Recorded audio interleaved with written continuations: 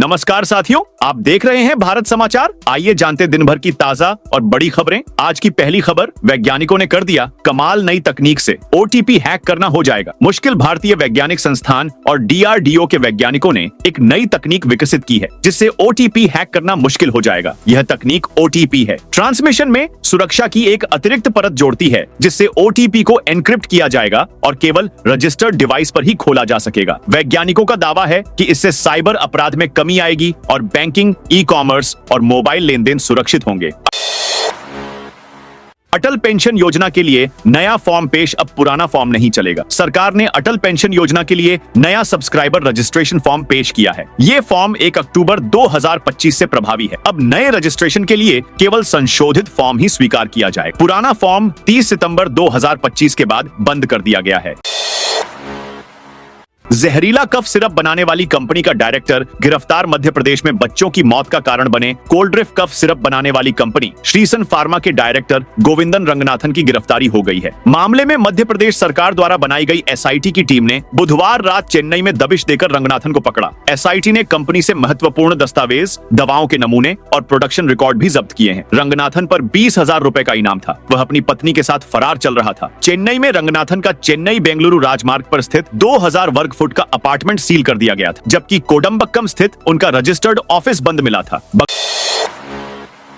बंगाल के जलपाईगुड़ी में बीजेपी सांसद विधायक पर हमला। मामले में 2 और आरोपी गिरफ्तार। पश्चिम बंगाल के जलपाईगुड़ी में भाजपा सांसद खगेन मुर्मू और विधायक शंकर घोष पर हमला। मामले में पुलिस ने गुरुवार को 2 और फरार आरोपियों को गिरफ्तार किया। जलपाईगुड़ी के एसपी खंडबाहले उमेश गणपत ने बताया कि दोनों आरोपियों को सुबह करीब 3 बजे नागराकाटा इलाके से गिरफ्तार किया गया है। उनकी पहचान शाहनूर आलम और तोफैल हुसैन के रूप में हुई है। अब तक मामले में 4 लोगों की गिरफ्तारी हुई है। पुलिस ने बुधवार को 2 लोगों को गिरफ्तार किया था। इनमें एक व्यक्ति को जलपाईगुड़ी से गिरफ्तार किया गया, जबकि दूसरे व्यक्ति को अलीपुरद्वार जिले में भारत भूटान सीमा पर जयगांव के पास से पकड़ा गया था। ममता बोली, शाह एक दिन मोदी के मीर जाफर बनेंगे। पश्चिम बंगाल की मुख्यमंत्री ममता बनर्जी ने कोलकाता में बुधवार को कहा कि केंद्रीय गृह मंत्री अमित शाह कार्यवाहक प्रधानमंत्री की तरह बर्ताव कर रहे हैं। उन्होंने कहा कि प्रधानमंत्री नरेंद्र मोदी शाह पर ज्यादा भरोसा न करें। उन्होंने शाह की तुलना मीर जाफर से की। सीएम ने ये बयान ओडिशा के कटक में 5 अक्टूबर को दुर्गा पूजा विसर्जन के दौरान हुई हिंसा और बिहार में एसआईआर को लेकर दिया। ममता ने कहा, कटक में हालात बहुत खराब है। भाजपा और बजरंग दल की वजह से वहाँ सांप्रदायिक हिंसा हुई है। ब्रिटेन की 9 यूनिवर्सिटी भारत में कैंपस खोलेंगी। ब्रिटेन की 9 यूनिवर्सिटी भारत में कैंपस खोलेंगी। ब्रिटिश पीएम कीयर स्टारमर ने मुंबई में यह ऐलान किया। स्टारमर और पीएम मोदी ने गुरुवार सुबह हुई बातचीत में ट्रेड एग्रीमेंट पर साइन किए। इसके बाद पीएम मोदी ने कहा कि इस समझौते से दोनों देशों के बीच आयात आसान होगा। इससे कारोबार बढ़ेगा और युवाओं को रोजगार मिलेगा। पीएम मोदी ने स्टारमर के साथ द्विपक्षीय बातचीत में व्यापार, सुरक्षा, तकनीक और शिक्षा जैसे मुद्दों पर भी चर्चा की। दोनों नेताओं ने विजन 2030 के तहत भारत ब्रिटेन के रिश्तों को मजबूत बनाने पर जोर दिया। भुवनेश्वर में श्रीलिंगराज मंदिर पर गिरी बिजली। भुवनेश्वर के श्रीलिंगराज मंदिर पर आकाशीय बिजली गिरने से ध्वज क्षतिग्रस्त हो गया। भारतीय पुरातत्व सर्वेक्षण की टीम ने निरीक्षण किया और नुकसान का आकलन किया। एएसआई जल्द ही मरम्मत की योजना बनाएगी। इस घटना से श्रद्धालुओं में चिंता है क्योंकि श्रीलिंगराज मंदिर भुवनेश्वर के प्रमुख मंदिरों में से एक है और भगवान शिव को समर्पित है। हिमाचल में पहली बार अक्टूबर में बर्फ देख सकेंगे टूरिस्ट। हिमाचल में टूरिस्ट इस बार अक्टूबर में भी बर्फ देख सकेंगे। आमतौर पर बर्फबारी के लिए दिसंबर जनवरी का इंतजार करना पड़ता है, मगर इस बार अर्ली स्नोफॉल से न केवल टूरिस्ट बल्कि हिमाचल के पर्यटन कारोबारियों को भी अच्छे कारोबार की आस बंध गई है। राज्य के सीएम सुखविंदर सिंह सुक्खू ने भी टूरिस्ट से हिमाचल आने की अपील की है। टूरिस्टों के लिए भी अच्छी बात यह है कि कमरों की बुकिंग पर प्राइवेट होटलों में 20 से 50% तक डिस्काउंट दिया जा रहा है। केदारनाथ में रिकॉर्ड 16,56,000 श्रद्धालु पहुंचे। कपाट बंद होने में 14 दिन बाकी। केदारनाथ यात्रा ने इस साल एक नया रिकॉर्ड बनाया है। बुधवार तक केदारनाथ जाने वाले तीर्थ यात्रियों की संख्या 16.56 लाख पहुंच गई है, जबकि मंदिर के कपाट बंद होने में अभी 14 दिन बाकी हैं। 2025 में अकेले बुधवार को 5,614 तीर्थ यात्रियों ने केदारनाथ धाम में पूजा अर्चना की। मंदिर के कपाट 23 अक्टूबर को भाई दूज के दिन बंद होंगे। 2024 में पूरे यात्रा सीजन के दौरान कुल 1,65,276 श्रद्धालु केदारनाथ के दर्शन करने पहुंचे थे। खुल गया मां का दरबार। 3 दिनों बाद शुरू हुई वैष्णो देवी यात्रा। मां वैष्णो देवी की यात्रा बुधवार को फिर से शुरू हो गई। मौसम में सुधार होने के बाद सुबह 6 बजे श्राइन बोर्ड की ओर से सभी यात्रा पंजीकरण केंद्र खोल दिया गया। यात्रा शुरू होने की सूचना मिलते ही पिछले 3 दिन से कटड़ा में डेरा डाले श्रद्धालु खुशी से झूम उठे और हजारों की संख्या में श्रद्धालु कटड़ा में पंजीकरण करवाकर परिवार के साथ दिन भर मां वैष्णो देवी के भवन की ओर रवाना होते रहे। रतन टाटा के जाने के बाद ग्रुप में विवाद, सरकार को दखल देना पड़ा। रतन टाटा की आज पहली डेथ एनिवर्सरी है। पिछले साल 9 अक्टूबर 2024 को 86 साल की उम्र में उनका निधन हुआ था। इसके बाद टाटा ग्रुप में लीडरशिप से लेकर कई बड़े बदलाव हुए हैं। इसके अलावा उनके जाने के बाद से ग्रुप में कई विवाद भी चल रहे हैं। दिवाली छठ के लिए सूरत के रेलवे स्टेशन पर भीड़। रेलवे स्टेशनों पर दिवाली छठ पूजा पर गांव जाने वालों की भीड़ उमड़नी शुरू हो गई है। गुजरात में सूरत के उधना स्टेशन पर मंगलवार को सुबह 5 बजे से लेकर रात 10 बजे तक 9 ट्रेनों से लगभग 14,000 यात्री रवाना हुए। यह संख्या आरक्षित यात्रियों की है। इनमें जनरल के यात्रियों की संख्या जोड़ दे तो संख्या और बढ़ सकती है। तालिबान और भारत साथ पाकिस्तान क्यों घबराया? ऑपरेशन सिंदूर के बाद से साउथ एशिया की राजनीति काफी बदल रही है। पिछले कुछ सालों में चीन की मदद से पाकिस्तान ने खुद को बेहतर किया है। लिहाजा भारत पाकिस्तान को अलग थलग करने की रणनीति पर काम कर रहा है। अब अफगानिस्तान के करीब आने से साउथ एशिया में भारत की स्थिति मजबूत होगी। सरकार ने ओटीटी प्लेटफॉर्म्स के लिए नए नियमों का मसौदा जारी किया। केंद्र सरकार ने बुधवार को एक नया ड्राफ्ट जारी किया है। इसमें बताया गया है कि ओटीटी प्लेटफॉर्म्स जैसे Netflix, Amazon prime, Disney plus, Hotstar आदि को अब ऐसा कंटेंट बनाना होगा जिसे सुनने या देखने में कठिनाई वाले लोग भी आसानी से देख सकें। इन नए नियमों के अनुसार हर नए शो या फिल्म में भारतीय सांकेतिक भाषा में व्याख्या, सबटाइटल्स, ऑडियो डिस्क्रिप्शन, यानी जो लोग नहीं देख सकते उनके लिए आवाज में विजुअल डिटेल्स जैसे कम से कम एक फीचर जरूर शामिल करना होगा। सीजेआई अटैक मामला, आरोपी वकील की बार एसोसिएशन मेंबरशिप खत्म। सुप्रीम कोर्ट बार एसोसिएशन ने गुरुवार को Chief Justice of India BR Gavai पर हमले की कोशिश करने वाले वकील राकेश किशोर की मेंबरशिप तत्काल प्रभाव से खत्म कर दी। एससीबीए ने कहा कि वकील का व्यवहार पेशेवर नैतिकता, शिष्टाचार और सुप्रीम कोर्ट की गरिमा का गंभीर उल्लंघन है। वहीं बेंगलुरु में ऑल इंडिया एडवोकेट एसोसिएशन ने राकेश किशोर के खिलाफ एफआईआर दर्ज करवाई है। बेंगलुरु पुलिस ने भारतीय न्याय संहिता की धारा 132 और 133 के तहत एफआईआर दर्ज की है। सीजेआई गवई वकील के खिलाफ शिकायत दर्ज करवाने से इनकार कर चुके हैं।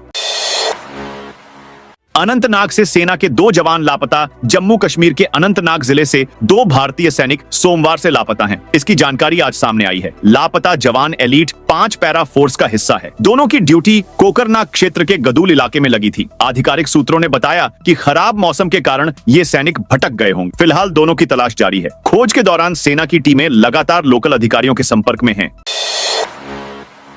आंध्र प्रदेश की पटाखा फैक्ट्री में आग। आंध्र प्रदेश के डॉक्टर बीआर अंबेडकर कोनासीमा जिले के रायवरम में बुधवार को एक पटाखा फैक्ट्री में भीषण आग लग गई। हादसे में कम से कम 7 लोगों की मौत हो गई। बुरी तरह झुलस गए शवों की पहचान कर पाना मुश्किल हो रहा है। 3 लोग घायल हैं। एसपी राहुल मीणा ने बताया कि हादसे में मारे गए लोगों के शव बुरी तरह झुलस गए हैं। मृतक पटाखा फैक्ट्री के मजदूर हो सकते हैं। शवों की पहचान की जा रही है। रेस्क्यू ऑपरेशन जारी है। पटाखा फैक्ट्री के पास मैन्युफैक्चरिंग का लाइसेंस था। स्थानीय मीडिया रिपोर्ट्स में पटाखा बनाने के दौरान शॉर्ट सर्किट से आग लगने की आशंका की खबरें हैं। 85 से अधिक उम्र के वोटर्स घर से करेंगे वोटिंग। बेगूसराय जिला प्रशासन द्वारा बिहार विधानसभा चुनाव की तैयारी युद्ध स्तर पर की जा रही है। जिले के सभी 7 विधानसभा सीटों के लिए 10 अक्टूबर से नामांकन शुरू हो जाएगा। इसके लिए डीएम के निर्देश पर सभी निर्वाची पदाधिकारी द्वारा तैयारी की जा रही है। सभी निर्वाची पदाधिकारी द्वारा नामांकन को लेकर सुरक्षा व्यवस्था की गई है। दीपावली 20 अक्टूबर को ही मनेगी 2024 की तरह। इस साल भी कार्तिक महीने की अमावस्या तिथि 2 दिन रहेगी, जिससे दीपावली की सही तिथि को लेकर संशय बना हुआ था। लेकिन बनारस, उज्जैन और भोपाल के वरिष्ठ ज्योतिषाचार्यों ने साफ कर दिया है कि दीपावली 20 अक्टूबर सोमवार को ही मनाई जानी चाहिए। ऐसा इसलिए क्योंकि 21 अक्टूबर को अमावस्या तिथि सूर्यास्त से पहले खत्म हो जाएगी। इसलिए इस दिन दीपावली मनाने या लक्ष्मी पूजन का कोई औचित्य नहीं है। उज्जैन स्थित महाकाल मंदिर में भी दिवाली इसी दिन मनाई जाएगी। 20 अक्टूबर को अमावस्या प्रदोष और निशीथ काल में होने के कारण इसी दिन लक्ष्मी पूजन करना शुभ माना गया है। मोदी से मुंबई राजभवन में मिले ब्रिटिश पीएम स्टारमर। प्रधानमंत्री मोदी ने मुंबई के राजभवन में गुरुवार को ब्रिटेन के प्रधानमंत्री कीर स्टारमर से मुलाकात की। दोनों नेता फ्री ट्रेड एग्रीमेंट FTA जल्द लागू करने पर बातचीत शुरू कर चुके हैं। पीएम मोदी के साथ द्विपक्षीय वार्ता में व्यापार, सुरक्षा, तकनीक और शिक्षा जैसे मुद्दों पर भी चर्चा होगी। दोनों नेता विजन 2030 के तहत भारत ब्रिटेन के रिश्तों को मजबूत बनाने पर जोर देंगे। इसके बाद मोदी और स्टारमर इसके बाद जियो वर्ल्ड सेंटर जाएंगे। यहाँ ग्लोबल फिनेटेक फेस्ट 2025 में हिस्सा लेंगे। ये दुनिया का सबसे बड़ा फिनेटेक इवेंट है। स्टारमर के 2 दिवसीय भारत दौरे का आज आखिरी दिन है। राम मंदिर बनाने वाली कंपनी की उत्तराखंड को मदद। अयोध्या में राम मंदिर बनाने वाली कंपनी लार्सन एंड टुब्रो ने उत्तराखंड को 5,000 रुपये करोड़ की मदद दी है। नई दिल्ली में बुधवार को सीएम पुष्कर सिंह धामी को L&T के निदेशक SV देसाई ने चेक सौंपा। कंपनी के अनुसार उसने हाल ही में आई प्राकृतिक आपदाओं से प्रभावित लोगों की सहायता और राहत पुनर्वास कार्यों के लिए यह रकम राशि मुख्यमंत्री राहत कोष में दी है। इस मौके पर सीएम धामी ने L&T के इस सराहनीय सहयोग के लिए कंपनी के प्रतिनिधियों का धन्यवाद करते हुए कहा कि संकट की घड़ी में निजी क्षेत्र की सहभागिता राज्य सरकार के लिए बड़ी मदद साबित होगी।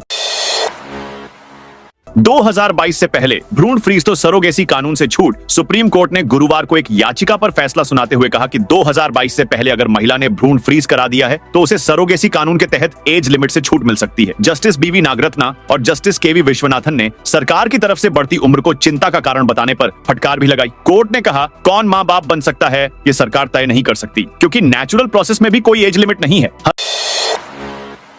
हरियाणा के 3 और युवक रूस आर्मी में फंसे। फतेहाबाद के 2 युवकों के बाद अब हरियाणा के 3 और युवकों के रूस यूक्रेन युद्ध में फंसे होने का मामला सामने आया है। इन्हीं में से एक रोहतक के जेठपुर तैमूरपुर गांव के 29 वर्षीय संदीप ने परिजनों को वीडियो भेजकर इसकी जानकारी दी और बचाने की गुहार लगाई। इन युवकों को भी यूक्रेन के साथ चल रहे युद्ध में झोंक दिया गया है। संदीप के साथ सोनीपत, अंबाला और यूपी के युवक भी रूस गए थे। संदीप स्टडी वीजा पर 23 सितंबर 2024 को गया था। वहाँ पढ़ाई के साथ साथ रेस्टोरेंट में नौकरी कर रहा था। इसी बीच वहाँ आर्मी में उसे कुक की नौकरी बताकर ज्वाइन करवा दिया, फिर उसके हाथ में हथियार थमा दिए।